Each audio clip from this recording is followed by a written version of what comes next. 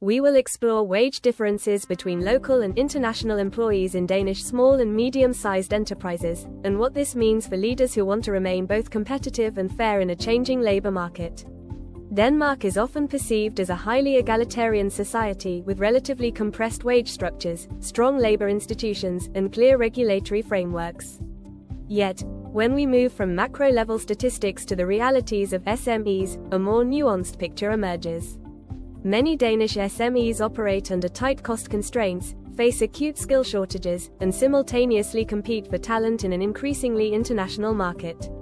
This combination can lead to unintended disparities in pay and progression between Danish nationals and international employees, even when they are performing similar roles or have comparable qualifications. To understand how this happens, it is useful to start with the structural context. Danish SMEs typically rely on a combination of collective agreements, market benchmarking, and internal salary traditions.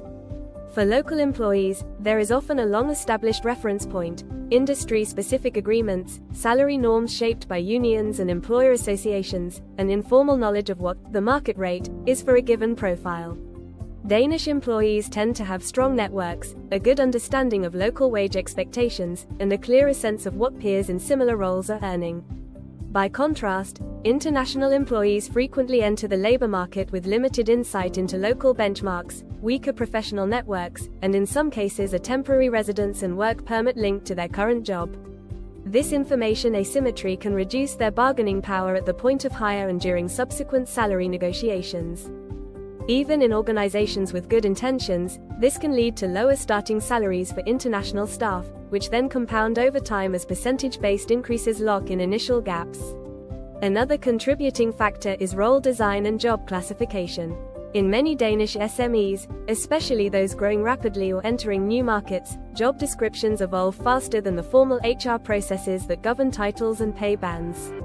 International employees are often brought in to fill urgent capability gaps, whether in IT, engineering, or specialized commercial roles, and may accept hybrid or loosely defined jobs. Without a clear anchor in existing pay structures, there is a risk that their compensation is set on an ad hoc basis. Meanwhile, local employees doing similar work may be mapped to established roles within collective agreements, benefiting from standardized progression and structured pay reviews. Over time, this divergence in how roles are classified and managed can translate into systematic wage differences between local and international staff, even when neither side is consciously treated more or less favorably. Cultural and communication dynamics also play a role. Danish workplace culture is relatively informal, consensus-oriented, and conflict-averse. Salary is not a frequent topic of open discussion, and there is an implicit expectation that individuals will not aggressively push their personal agenda at the expense of team cohesion.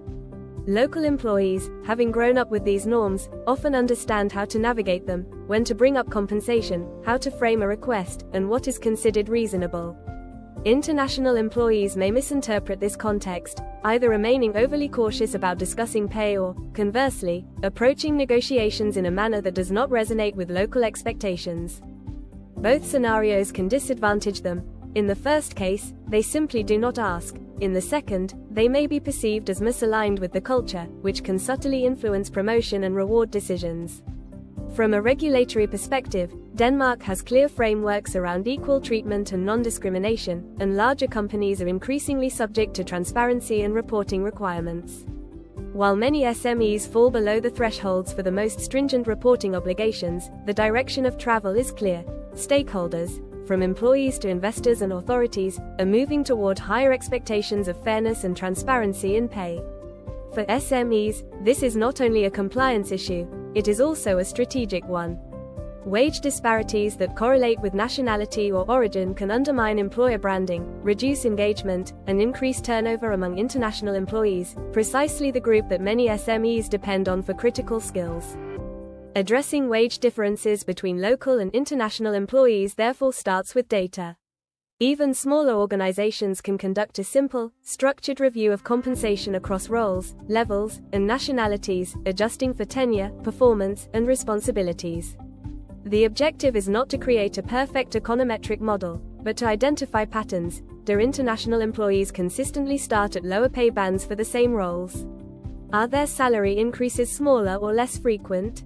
Do promotion rates differ materially between local and non-local staff? Once these questions are answered, leadership can decide whether observed gaps are explainable and justifiable, or whether they point to systemic bias or outdated practices. The next step is to formalize salary setting processes where they are currently informal. This does not mean abandoning flexibility, which is often a strength of SMEs, but rather establishing clearer principles, defined pay ranges for key roles, transparent criteria for progression, and regular review cycles. When new international employees are hired, their compensation should be anchored in the same structures as their local peers, rather than negotiated solely on what they are willing to accept. In parallel, investing in onboarding and communication helps reduce the information asymmetry that disadvantages international staff. Providing clear explanations of how pay is set, what typical progression looks like, and what employees can expect during performance and salary reviews can significantly improve perceptions of fairness. For leaders, it is also important to build cultural competence around how different nationalities may approach discussions about pay, and to train managers to handle these conversations consistently and objectively. Another practical lever is to integrate international employees more tightly into internal networks and decision-making processes. Mentoring, cross-functional project teams, and visible career paths signal that international staff are not merely temporary problem solvers, but integral to the long-term development of the company. When these employees see that progression is realistic and that their contributions are recognized on the same terms as those of local colleagues, wage alignment becomes both more natural and more sustainable. Ultimately, Danish SMEs operate in a labor market where competition for talent is global, while reputational and regulatory pressures are increasingly local. Wage differences between local and international employees may arise for understandable reasons, market dynamics, timing, negotiation behaviors, but if left unmanaged, they can erode trust and hinder growth. By combining data-driven insight with clear salary frameworks, transparent communication, and inclusive talent practices, Danish SMEs can reduce unjustified gaps, strengthen their employer value proposition, and ensure that they attract and retain the best people, regardless of where they come from. For leaders, the question is no longer whether to address these issues, but how quickly they can build the capabilities and processes needed to treat wage fairness as a core element of the competitive strategy in Denmark's evolving SME landscape.